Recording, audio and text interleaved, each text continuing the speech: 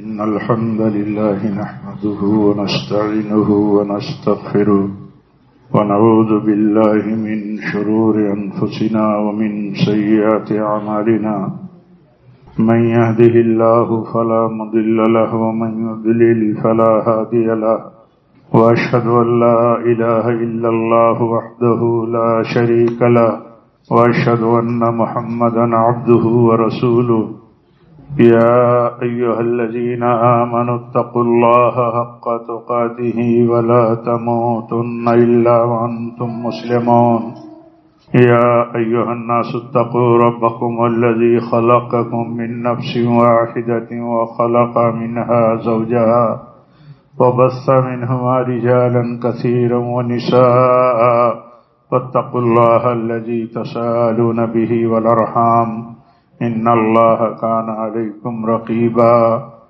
يا أيها الذين آمنوا اتقوا الله وقولوا قولا سديدا يصلح لكم أعمالكم ويغفر لكم ذنوبكم ومن يطع الله ورسوله فقد فاز فوزا عظيما أما بعد فإن خير الحديث كتاب الله وخير الهدي هدي محمد صلى الله عليه وسلم وشر الأمور محدثاتها وكل محدثة بدعة وكل بدعة ضلالة وكل ضلالة في النار.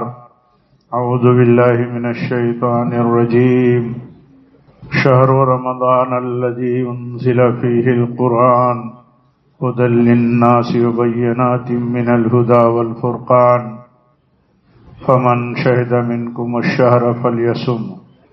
معزز حاضرین جمعہ، دینی بھائیوں، اسلامی ماں اور بہنوں، اللہ تعالی کی بندگی کے لیے ہم پیدا کیے گئے ہیں. ہمارا مقصد وجود اللہ کی توحید اور اس کی بندگی ہے.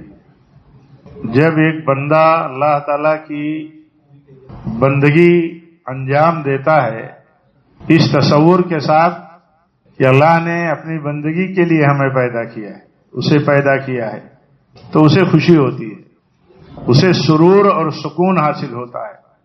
جیسے ہم کسی کے ساتھ وفائے عہد کر لیں، کوئی ایگریمنٹ پورا کر لیں، کوئی طے شدہ معاہدہ انجام پذیر ہو جائے تو یہ احساس ہوتا ہے سکون کا. ایسے ہی ایک مومن کا طریقہ ہوتا ہے کہ جب وہ اللہ تعالیٰ کی فرما برداری کرتا ہے، کوئی عبادت انجام دیتا ہے تو اسے خوشی ہوتی ہے. اسی لیے دیکھیے حدیث میں آتا ہے کہ روزے داروں کے لیے دو موقع ہیں خوشیوں کے. ان میں ایک موقع افطار کا ہے. افطار پر مومن کو، روزے دار کو کیا خوشی ہے؟ ایک روزے دار مومن کو افطار پر کیوں خوشی ہوئی؟ کس بات پر؟ اس بات پر خوشی ہوتی ہے کہ اللہ تعالیٰ نے ہم پر اپنی ایک عبادت روزے کی شکل میں فرض کی تھی اور مجھے اللہ نے توفیق دی کہ میں نے وہ پوری کر لی. افطار کرتا ہے تو اسے خوشی ہوتی ہے، سکون حاصل ہوتا ہے، اور اس کے ساتھ اس کا جو تصور ہوتا ہے اللہ کی عبادت کا، وہ تصور اس کے ہاں جاگتا ہے تو اس کا اظہار بھی کرتا ہے. ذهبت الدمع وابتلت العروق وثبت الأجر انشاءاللہ. دیکھیے وہ اجر کی نیت جو اس کی ہوتی ہے تو وہ اللہ تعالیٰ سے امید رکھتا ہے کہ اللہ اجر دے گا. تو کتنی خوشی کا موقع ہوتا ہے جب بندے کو اللہ کی بندگی پر خوشی کا احساس ہونے لگے کہ بندگی کیا تو اسے خوشی اور سکون مل رہا ہے، اطمینان حاصل ہو رہا ہے، تو یہ سمجھ لے کہ اس کا ایمان درست ہے، وہ مومن ہے. نیکی کر کے خوشی، نیکی اللہ کی بندگی اللہ کی، اس میں رغبت دلایا جاتا ہے، اس میں حوصلہ دلایا جاتا ہے، اس میں بشارت سنائی جاتی ہے.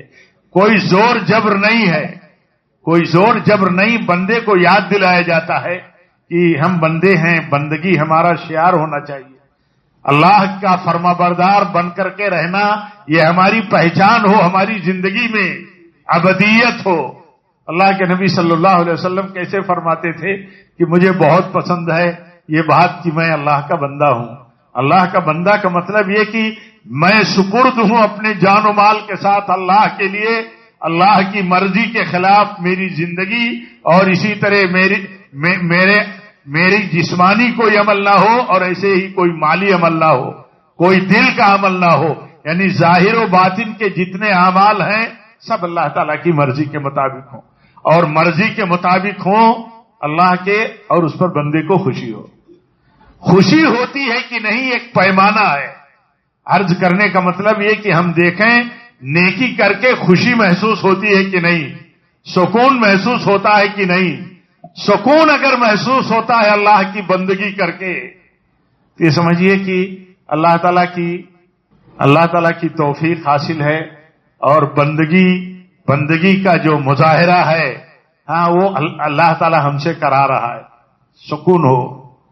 آپ کو معلوم ہوگا نبی صلی اللہ علیہ وسلم فرماتے تھے قرۃ عینی فی الصلاۃ، آپ فرماتے ہیں کہ نماز میں میری آنکھوں کی ٹھنڈک ہے، یعنی نماز پڑھتا ہوں تو مجھے آنکھوں کی ٹھنڈک، یہ کیا ایک تعبیر ہے، آنکھ ٹھنڈک محسوس کرتی ہے، بظاہر یہ نہیں، یعنی سکون، جیسے کہا جاتا ہے کہ اولاد کو دیکھتے ہیں تو آنکھ ٹھنڈی ہو جاتی ہے، یعنی دل سکون پاتا ہے، اطمینان حاصل ہوتا ہے، تو سکون ملتا ہے۔ سکون مشکل حالات میں اللہ کی فرما برداری کر کے سکون حاصل کرنا اور یہ سمجھنا کہ اس سے ہمیں سکون قلب ملے گا، ایک مومن کی ایک پہچان ہے، یہ ایمان کی نشانی ہے۔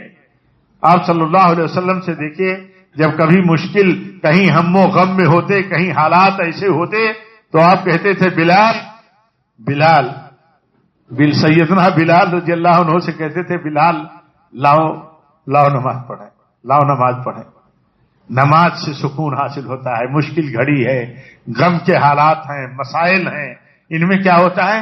سکون حاصل ہوتا ہے۔ ایک مومن کو سکون حاصل ہوتا ہے ہر نیکی کے پیچھے، اور اسی لیے ان نیکیوں کا ہمیشہ لالچی رہتا ہے۔ مومن ہمیشہ نیکیوں کا لالچی رہتا ہے، کہاں کچھ نیکی کا موقع مل جائے کر لے، کیوں؟ اسے ایک معلوم ہوتا ہے فارمولا۔ کیا فارمولا معلوم ہے؟ کہ کبھی رب کی رضا، کبھی رب کی بخشش، اتنے چھوٹی سی نیکی میں اس کے پیچھے سچے مخلصانہ جذبات ہوتے ہیں کہ اللہ کو راضی کر لیتے۔ وہ سوچتا ہے کسی بھی کام کو چھوٹا مت سمجھو، اسی لیے حدیث میں آتا ہے لا تحقرن من المعروف شیئا، معروف کا کوئی بھی خیر کا کام ہو، نیکی کا، اسے معمولی مت سمجھو نیکی کو۔ اللہ کے ہاں نیکی صحیح جذبے سے کی جائے، وہ چھوٹی ہے یا بڑی ہے، وہ اللہ تعالیٰ کے ہاں اتنا بڑا درجہ رکھتی ہے، اور اس کے پیچھے بندے کو سکون ملتا ہے۔ ہمیں اگر یہ معلوم ہو یقین کے ساتھ ہمیں یہ معلوم ہو کہ ایک بندے کو کبھی اللہ تعالیٰ اس لیے بخش دیتا ہے کہ اس کے منہ سے بہت اچھا سینٹینس نکلتا ہے، بہت اچھا، جو راضی کر دیتا ہے، رب کو راضی کر دیتا ہے، تو اچھا سینٹینس، اچھی سینٹینسنگ کے لیے، اچھی بولنے کے لیے، اچھا جملہ کہنے کے لیے اس کو لالچ رہے گی، اس کو فکر رہے گی۔ اور ایسے ہی اسے معلوم ہو کہ ایک بندہ زبان سے کچھ ایسا جملہ کلمہ بول دیتا ہے جس کی بنیاد پر وہ اللہ تعالیٰ کے غضب کا شکار ہو جاتا ہے، تو چوکنا رہتا ہے بندہ۔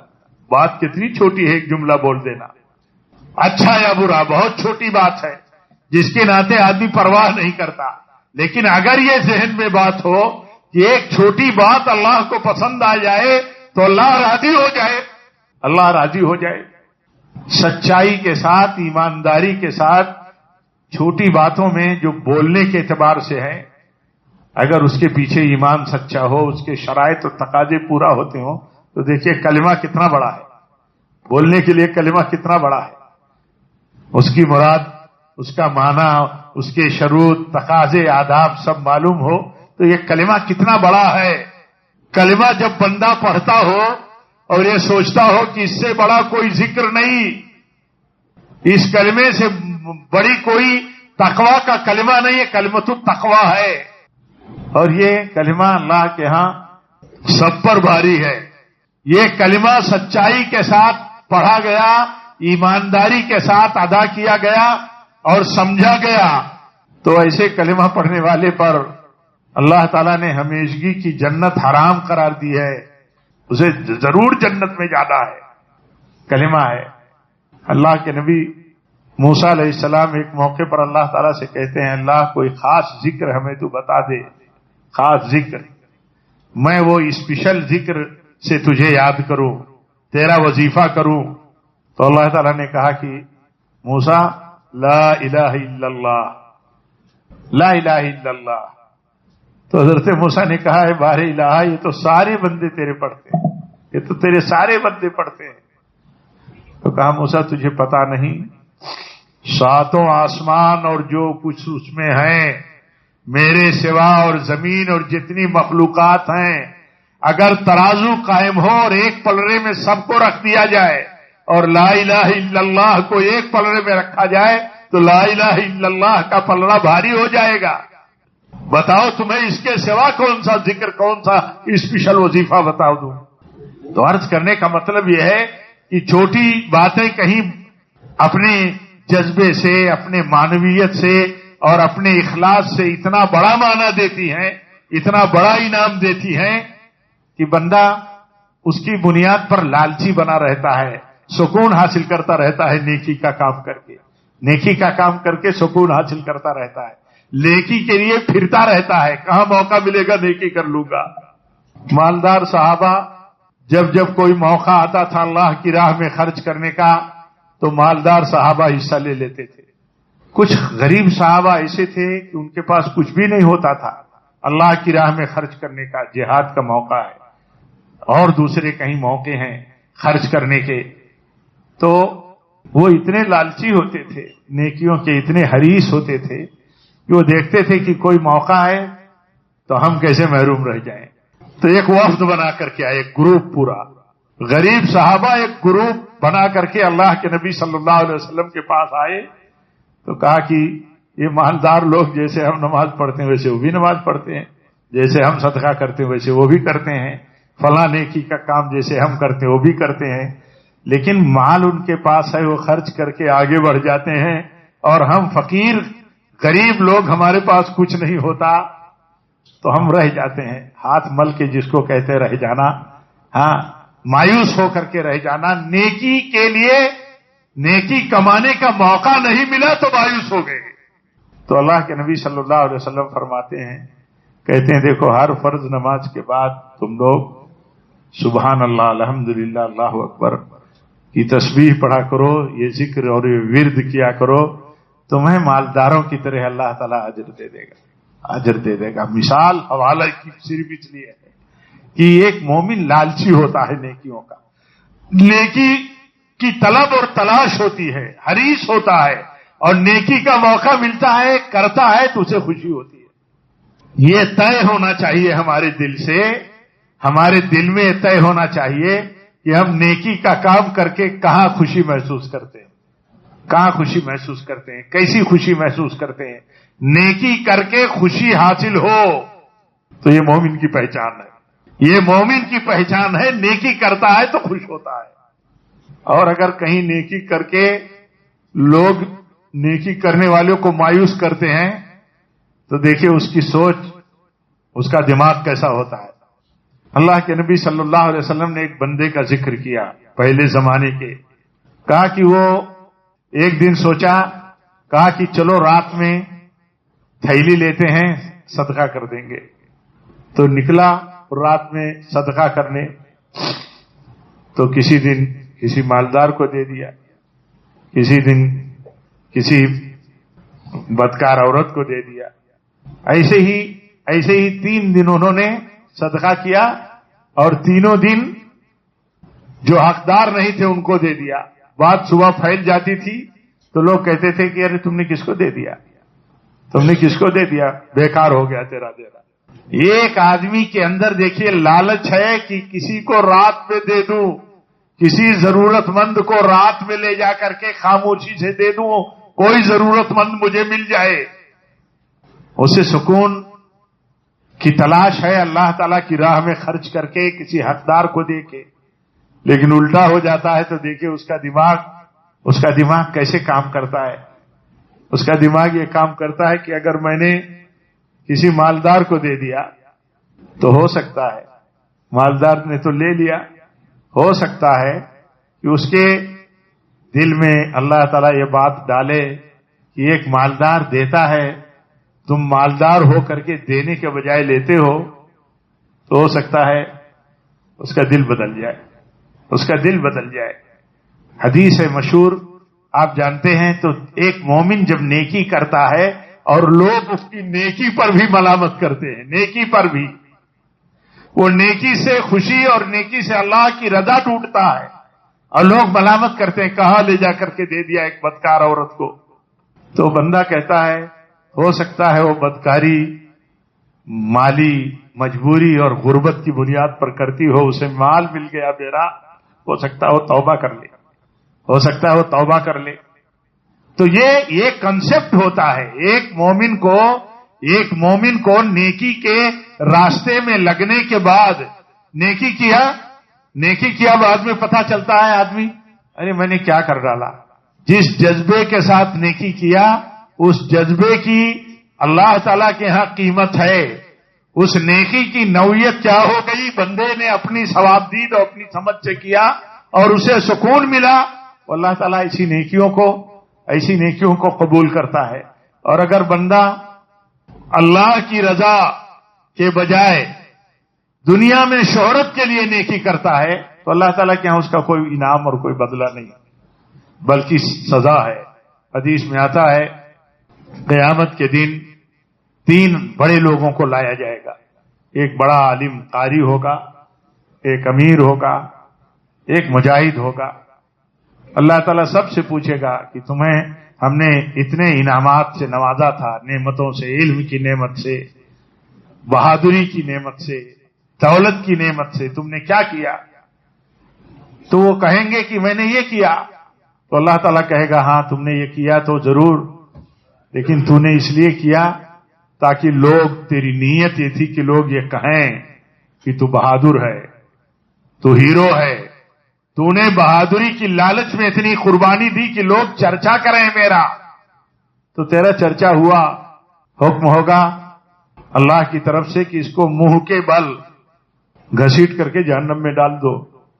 نیکی اللہ کے رضا سے ہٹ کر کے دنیا کی رضا اور دنیا میں اپنے چرچا اور نیک نامی کے لیے اگر آدمی کرتا ہے تو ثواب کی تو بات دور کی ہے، سزا کی بات ہے، یہ سزا کی بات ہے۔ اسی لیے جب مومن کا یہ کنسپٹ کلیئر ہوتا ہے کہ اللہ تعالیٰ کی رضا چاہیے، اللہ سے اجر چاہیے، اللہ کے ہاں انعام چاہیے، تو نیکی کے لیے سارا بندوبست کر کے چلتا ہے، سارا کیسے نیکی اللہ کے ہاں قابل قبول ہو جائے، اخلاص کے ساتھ نیکی ہو، سنت کے مطابق نیکی ہو، بہتر کرے، اپنی استطاعت بھر اچھی شکل میں نیکی کر لے، ایسی کوشش کرتا رہتا ہے۔ دیکھیے بہت مشہور حدیث ہے، سنتے رہتے ہیں رمضان میں خاص طور پر، کہ اللہ کے نبی فرماتے ہیں کہ روزے دار کو جب ایسا کہیں سامنا پیش آ جائے کہ کوئی گالی دینے لگے، کوئی جھگڑے پر آمادہ ہو جائے، تو اس کو لالچ ہے، روزے کی لالچ ہے، روزے پر اجر کی لالچ ہے، اللہ تعالیٰ کے ہاں انعام کی لالچ ہے، تو کیا کہتا ہے؟ وہ کیا کہتا ہے؟ نہیں میں روزے دار ہوں، اپنے دل میں سوچتا ہے میں روزے دار ہوں، میں کیسے اس سے گالی گلوچ کروں، میں کیسے اس سے جھگڑا کروں، سامنے والے سے کہتا ہے کہ میں روزے دار ہوں، میں تم سے بدزبانی نہیں کر سکتا، مجھے اس روزے کی لالچ ہے اللہ کے ہاں اجر اور اس کی رضا کے لیے، اس روزے کے حوالے سے میں اس روزے پر اللہ تعالیٰ سے اجر کا لالچی ہوں، میں جھگڑا نہیں کر سکتا تم سے۔ نیکی آدمی کرتا ہے، کسی کے ساتھ احسان کرتا ہے تو کیا اس لیے احسان کرتا ہے کہ وہ اس کی تعریف کرے، اس کا محسن اور احسان مند بن جائے؟ احسان بندہ کرتا ہے تاکہ اللہ کا احسان اسے حاصل ہو، اللہ کی مدد اور اللہ تعالیٰ کی تائید اسے حاصل ہو۔ مال خرچ کرتا ہے، اللہ نے کہا مال خرچ کرو، مال میں برکت دوں گا، مال میں برکت دوں گا، مال خرچ کرو میں تمہارے اوپر خرچ کروں گا۔ بندے کا کنسپٹ کلیئر ہے، اللہ تعالیٰ کا دیا ہوا مال ہے، اللہ تعالیٰ کی دی ہوئی یہ زندگی ہے، جسمانی عبادت ہے، مالی عبادت ہے، اللہ کے حکم کے مطابق بندہ انجام دیتا ہے، اس کو لالچ ہوتی ہے، اس کو تلاش ہوتی ہے اللہ تعالیٰ کی رضا. اس لیے جب دیتا ہے کسی کو تو یہ نہیں سوچتا کہ میرا احسان مانے گا کہ نہیں. احسان منوانے کے لیے اگر دیتا ہے تو یہ دنیا داری ہے، یہ خالص دنیا داری ہے. آپ ہمارے ساتھ احسان کرو، ہم آپ کے ساتھ احسان کریں گے. آپ ہماری عزت کرو، ہم آپ کی عزت کریں گے. مقصد یہی ہو، ورنہ عزت تو ایک دوسرے کی کرنا یہ دین ہے، لیکن مقصد یہ ہو کہ ہم عزت ان کی اس لیے کریں کہ ہماری کریں گے. رشتہ دار کے ساتھ اچھا سلوک کریں تاکہ وہ اچھا سلوک کرے، یہ دنیا داری ہے، یہ برابری کا سودا ہے. لیکن رشتہ دار کے ساتھ اچھا سلوک اس لیے کریں کہ رشتہ دار کے ساتھ اچھا سلوک کرنا یہ اللہ تعالیٰ کی رضا اور جنت میں داخلے کا ایک ذریعہ ہے، جنت کے داخلوں کے ذرائع میں سے. تو رشتہ دار کی کھری کھوٹی سن کے، کچی پکی سن کر کے، غلط ویوہار برداشت کر کے ایک آدمی اچھا سلوک کیوں کرتا ہے؟ اس لیے کرتا ہے کہ تاکہ اللہ تعالیٰ کے ہاں اس صلہ رحمی کا جو صبر کے ساتھ بندہ یعنی رشتہ داری نبھاتا ہے اس کا اللہ کیا بدلہ ملے. یہ لالچ اس کو ہوتی ہے. جب یہ لالچ ہوتی ہے تو وہ نیکی کر کے تسلی اسے حاصل ہوتی ہے، اسے تسلی حاصل ہوتی ہے، بہت خوشی ہوتی ہے. ہم ٹٹولیں اپنے آپ کو، میں اپنے کو بھی نصیحت کرتا ہوں آپ سب کو کہ ٹٹولیں ہم کہ نیکی کر کے کیسا لگتا ہے، ہم کو خوشی ہوتی ہے نیکی کر کے کہ نہیں. ایک دن اللہ کے نبی صلی اللہ علیہ وسلم نے قرآن کی آیت پڑھی، من ذا الذی یقرض اللہ قرضا حسنا. ایک صحابی رسول کہتے ہیں اللہ کو قرض اللہ چاہتا ہے بندے کو اس کی جان اور مال کی قربانی لے کر کے اس کے جذبے کا امتحان لے اور اسے بلند کر دے. تو اللہ کے نبی نے فرمایا صلی اللہ علیہ وسلم ہاں. تو کہا میرا یہ باغ جو سب سے اچھا باغ ہے اسی میں ان کا گھر بھی تھا. تو کہا وہ اللہ کی راہ میں دے دیتا ہوں. اللہ کے نبی صلی اللہ علیہ وسلم کی مجلس میں انہوں نے اعلان کر دیا اور گئے، اپنی بیوی سے کہا کہ یہ گھر جو یہ ہمارا باغ میں ہے اس کو خالی کر دو. ابو الدحداء ہے رضی اللہ عنہ کہتے ہیں اسے خالی کر دو. کہا کیا ہوا؟ کہا ہوا یہ کہ میں نے اسے اللہ کی راہ میں دے دیا. تو وہ کہتی ہیں بڑی کامیاب تجارت آپ نے کر لی. عورت ہے دیکھیے، کہتے ہیں بڑی کامیاب تجارت آپ نے کر لی. نبی صلی اللہ علیہ وسلم کی مجلس میں سنا شوہر نے اور اللہ کی راہ میں باغ دے دیا. بیوی کو جب بتاتے ہیں تو کہتے ہیں یہ تو بہت کامیاب تجارت ہے جو آپ نے کر لی. ایک تجارت کے پیچھے انویسٹمنٹ آدمی لگاتا ہے، آدمی صلاحیت لگاتا ہے، محنت کرتا ہے، اپنے سارے سورسز اور وسائل استعمال کرتا ہے تاکہ ترقی کرے، اس میں نفع ہو، نفع در نفع ہو. تو کہتی ہیں اس سے بڑی تجارت کیا کہ اللہ کی راہ میں دے دیا، اور اس سے بڑا نفع کیا، اتنی قدر جتنی قدر اللہ تعالیٰ ہماری ٹوٹی پھوٹی عبادتوں کی کرتا ہے تصور نہیں کیا جا سکتا. تو جذبہ دیکھیے، ایک مرد و عورت ہیں ان کی تربیت کیسی ہوئی ہے، اللہ کی راہ میں نیکی کر لیا تو انتہائی خوشی محسوس ہو رہی ہے. ایسے ہی میں آپ کو اپنے آپ کو نصیحت کرتا ہوں کہ یہ مبارک مہینہ جو خاص ہے، ایک موسم ہے، ایک سیزن ہے، ایک چانس ہے جس میں ہم نیکیاں کر رہے ہیں اللہ کے فضل سے، اس کے پیچھے جذبہ ہو اللہ کے حاضر پانے کا، اور لالچ ہو اس لیے، اور اس طرح ہو کہ خوشی محسوس ہونی چاہیے نیکی کر کے. اور نیکی کر کے جب خوشی محسوس ہو تو یہ سمجھ لیجئے کہ وہی پیمانہ ہے ایک مومن کا، وہی پیمانہ ہے ایک مومن کے ایمان کا. اللہ تعالی ہم سب کو توفیق دے. رب العالمین ہماری نیکیوں کو، ہماری عبادتوں کو قبول فرمائے. خاص طور پر جہاں یہ عبادتیں ہماری ہیں، رمضان کا روزہ، تراویح، آخری عشرے کا اہتمام، اور اسی طرح اللہ کی راہ میں خرچ کرنا کثرت کے ساتھ، ہر امیر غریب کا، کیونکہ اللہ کے نبی کی سنت رمضان کی یہی ہے. ایک خاص بات جس کو میں کہہ کے ختم کرتا ہوں وہ یہ کہ رمضان میں قرآن کے ساتھ تعلق بہت گہرا رہنا چاہیے. وہ تعلق تراویح میں سننے کا صرف نہ ہو. قرآن سننا اچھی بات ہے، خیر کی بات ہے، برکت کی بات ہے، رحمت کی بات ہے، اس میں کوئی شبہ نہیں ہے. لیکن یہ سمجھنا کہ ہم نے قرآن رمضان کے مہینے میں تراویح میں سن لیا، یہ کنسپٹ، صرف یہ کنسپٹ صحیح نہیں ہے. قرآن اس لیے نہیں اترا. قرآن کا مقصد رمضان میں یہ نہیں ہے. قرآن کا مقصد دور ہے، دور. قرآن کا مقصد سمجھنا ہے، سمجھنا. ایک تابعی ہیں حضرت عبداللہ ابن عباس رضی اللہ عنہما سے کہتے ہیں کہ میں قرآن بہت جلدی جلدی پڑھتا ہوں، جلدی جلدی، میں جلدی تلاوت کرنے والا ہوں، 3 دن میں ختم کر لیتا ہوں قرآن. تو وہ کہتے ہیں کہ میں ایک رات میں ایک آیت لوں، اسے پڑھوں، اس کی تلاوت کروں، اس کو سمجھوں، تو آپ جیسا کرتے ہو اس سے بہتر میں اسے سمجھتا ہوں. یہ قرآن کا مہینہ ہے، اسی مہینے میں قرآن اترا. اس مہینے میں ہمارا قرآن سے تعلق تراویح میں حافظ قرآن یا اپنے تراویح پڑھانے والے اماموں اور عزیزوں سے ہم سن لیں، یہ کافی سمجھیں. یہ تصور صحیح نہیں ہے، یہ تصور صحیح نہیں ہے. قرآن پڑھنا، سمجھ کے پڑھنا، سمجھنے کی کوشش کرنا، سمجھنے کے لیے سورس کھڑا کرنا اور سسٹم سے جڑنا، یہ اصل ہے. اور اگر بات کہی جائے تو دیکھیے علماء کتنی بڑی بات کہتے ہیں. رمضان میں قرآن اللہ تعالیٰ نے اتارا، اس کے شکریہ میں رمضان کا روزہ رکھا جاتا ہے. اس کے شکریہ میں کہ قرآن دیا اللہ نے ہمیں، ہدایت دی اللہ نے، کتابیں ہدایت دی اللہ نے، اس میں اللہ نے دلائل بھر دیے حق کے اور باطل کے. حق اور باطل ہمیں سمجھ میں آتا ہے قرآن سے. تو یہ چیز اگر حاصل نہیں ہوتی ہے تو قرآن کا کوئی حق رمضان میں ادا نہیں ہوتا. سلف اپنے ساری مشغولیتوں کو کم کر کے قرآن سے اپنے آپ کو جوڑ لیتے تھے. تو قرآن سے جوڑنا یہ صرف تراویح کے تعلق سے یہ کافی نہیں ہے. اللہ تعالی ہم سب کو دین کی صحیح سمجھ عطا فرمائے. رب العالمین ہمیں یہ سمجھ دے کہ یہ قرآن ہماری رہنمائی کے لیے اترا ہے. اس سے بظاہر تبرک لینا تبرک ہے، اور اسے کافی سمجھنا یہ صحیح کنسپٹ نہیں ہے. اللہ تعالیٰ جب تک ہمیں زندہ رکھے، اپنی اطاعت پر رکھے، اپنی فرمانبرداری پر رکھے.